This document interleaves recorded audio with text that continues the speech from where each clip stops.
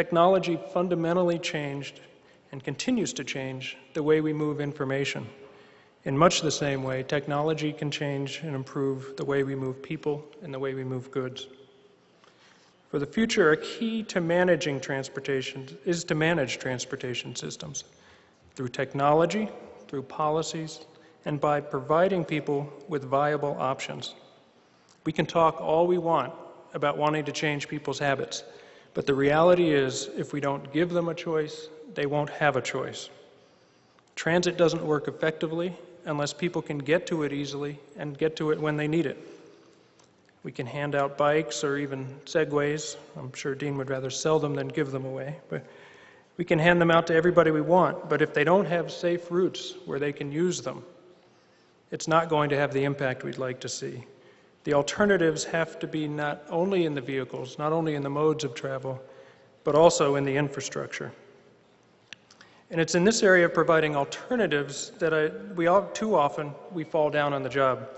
And I'd like to give you an example where those elements are being used together to, in fact, bring positive changes. And I'll talk about London. I'm very excited to be doing some work there to help them move forward a very ambitious and a very balanced transportation program. Now, London has a mayor who I think, without question, is more focused on transportation as a key element of his city's future than probably any elected official anywhere in the world. And I can't stress the importance enough of having government buy-in to solving transportation. And I'll say it's for two reasons. One, transportation, moving people, is a money-losing venture. Nobody makes money. Look at the airlines today. They're not making money. No venture does. It's all subsidized in one form or another. Government's going to have to buy into any alternatives in order to make them succeed as well.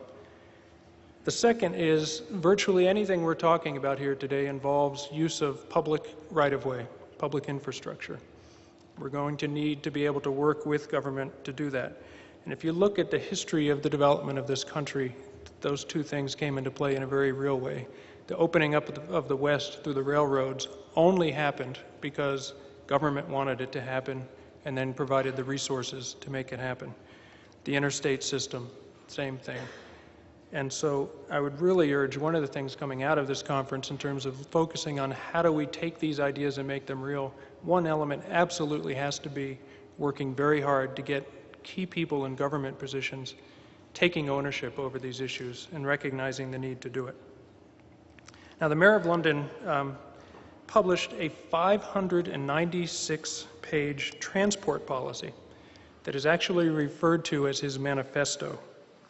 And as part of that, he's taken one of the boldest steps I think ever seen anywhere to attack transportation problems in the city.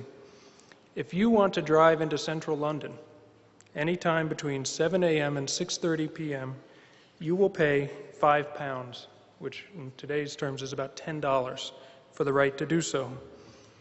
This program, called congestion charging, was introduced in February of 2003, and at the time the mayor talked about it contributing to 4 policy goals. 1, reducing congestion.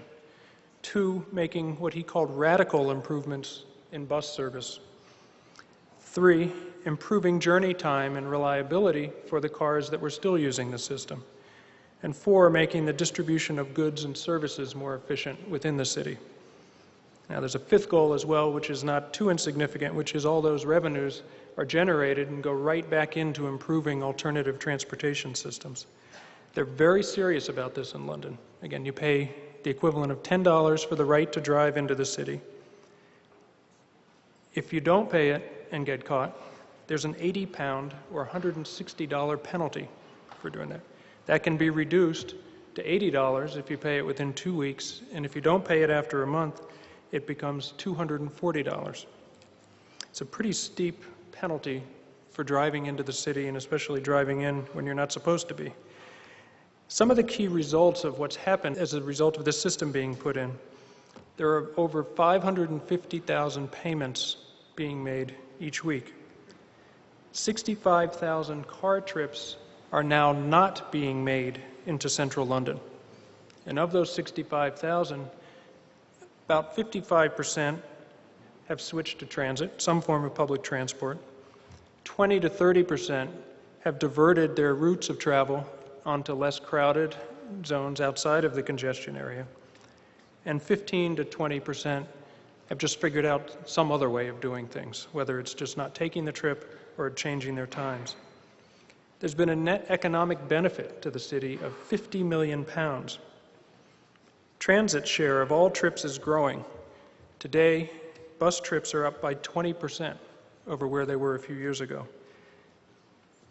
Very impressively, congestion in London is down by 30% as a result of the reduced travel, and trip speeds are up.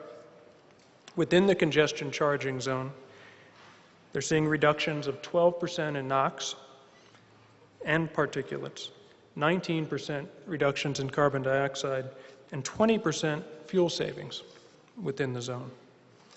It's all been so effective that the mayor is now talking about expanding the zone into other parts of London. That expansion, as you can imagine, isn't without controversy, but even those who say they don't want to see a further expansion acknowledge, and by a huge margin, that things are in fact better than they were before, that the system is working. There's no doubt at all that congestion charging in London is working, and it was made possible because of the three things that I mentioned earlier that I think are necessary for any sort of change in our transportation paradigm. Strong policies, technology, in this case, that makes the collection user-friendly and feasible, and third, a very real commitment to providing viable alternatives for people. Now, I don't know how many cities here in the U.S. are willing to sign up for congestion charging. Our next speaker can probably tell you that it could be a very quick exit from office if you were to adopt that sort of policy here in the U.S. It may not even make sense in all places, but it does help demonstrate a very important and a larger point, and that is that there's proof that within existing systems, we can in fact do things to change behavior, affect behavior, and make things better. That's something that should be encouraging to all of us and something that I hope we take away and make work as we talk about the technologies here. Thank you.